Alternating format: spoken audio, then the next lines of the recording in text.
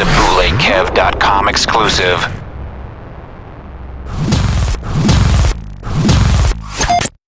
Power 98.3, where hip hop lives, man. Bootleg Kev holding it down with the homie right here. We got the big dog, Kendrick Lamar. I want to talk to you about the album you dropped the same week as Taylor Swift. Yeah. She did like, I don't know, like 1.2 million or something crazy. We gotta get hip hop back to that. I'm saying. Country want them records, boy. But you really had that those crazy debut numbers, man. What were you expecting? Like, what were like some realistic numbers that you were expecting? Because I know a lot of people were a little surprised, man. Yeah, probably like 210, 210? somewhere around there. But you know, what happened was the album dropped, and then the same thing that's been happening with my career since day one, just word of mouth.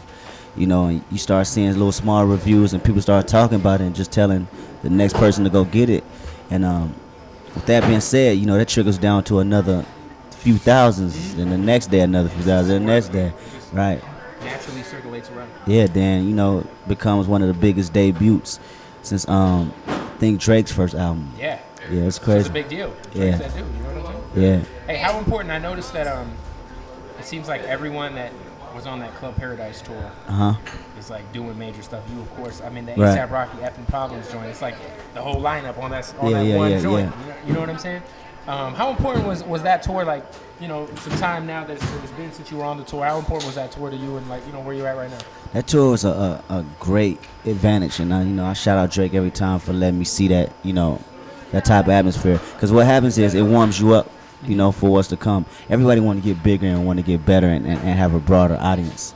But when you get to that level, some might not know how to control the audience, and that's a tough job to do, to have a arena full of people, in tune with every song, every movement, So it was really like I want to say scrimmage.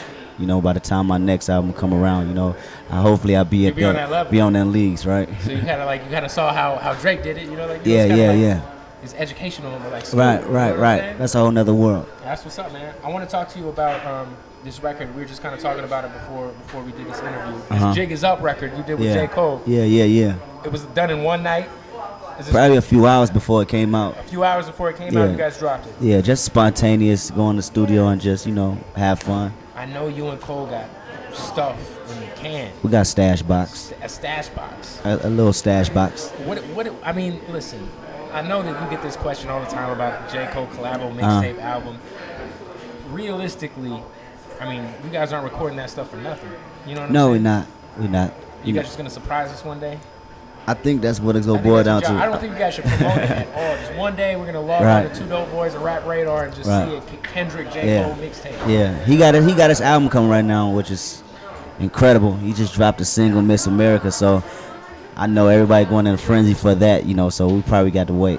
Do you feel like you two are kind of like the leaders of this new movement that's really about, substance more than anything, you know what I'm saying? About having, I mean, of course, being dope ass rappers, but also, saying something too. Yeah, definitely. We take pride in that too. We take their responsibility, and we show that through our music.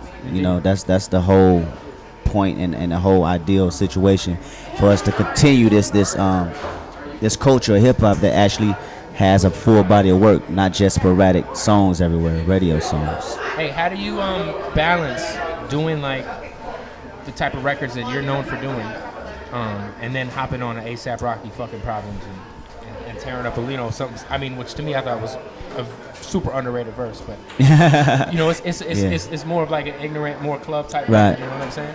Really, I've been doing them songs for a long time, right. And that's really, I think that's where it comes from. You gotta channel that okay dot. Yeah, it's really not even a balance. It's really just me. Right. I think people just overlook that side sometimes, and that's it now. That's what's up. Hey, how do you feel? Of course, we're at Powerhouse right now. Yourself and Game on the same stage. Yeah. Game has really been having your back with the whole Shine situation as of late. Not that he need to. Nah, I know, but it's just kind of cool to see that. He the homie. Yeah. You got to. That's Game. That's the homie. Have you had any communication with Shine since he publicly did what he did? Nah, I haven't. Shout out to Shine, man. Yeah. Irrelevant right now. Shout out to Shine, man. It's a good dude, man. He's a real good dude. That's what's up. Hey, I gotta ask you, the girl who is brought up through your album a lot, Sharice. Shireen, yeah. Shireen. I knew I was gonna mess that up. Shireen.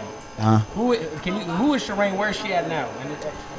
I don't know where Shireen is at now. You don't know where Shireen is now? She's in the city somewhere, maybe. I wonder if she knows, like, that she is, prevalent throughout Good Kid, Mad City. Yeah, she's a promiscuous woman. She's promiscuous. We'll say that.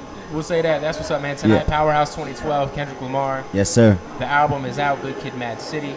I'd interviewed you, I don't know, I'm going to say 3 months ago. Right. And I asked you, when the album comes out, what do you want people to be saying about it? You know what I'm saying? Like, what is, the feedback you're looking for?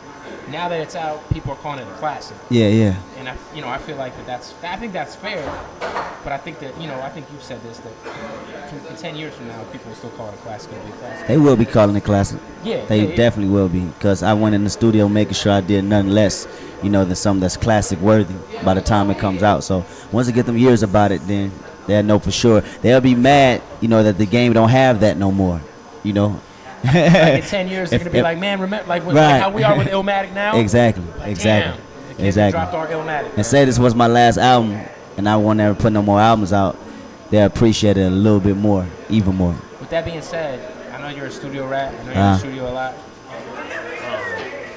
How much material do you already have recorded for a potential second album? Is that even on the horizon? I have a lot of material recorded. I don't start recording, but, they probably won't get a second album for a while. For a while. You got to let them breathe a little bit. Yeah. There it is, man. Kendrick Lamar, thank you for coming through, G. My dude, every time. Always. Yep. It's Power 98.3, Powerhouse. 100. Kendrick.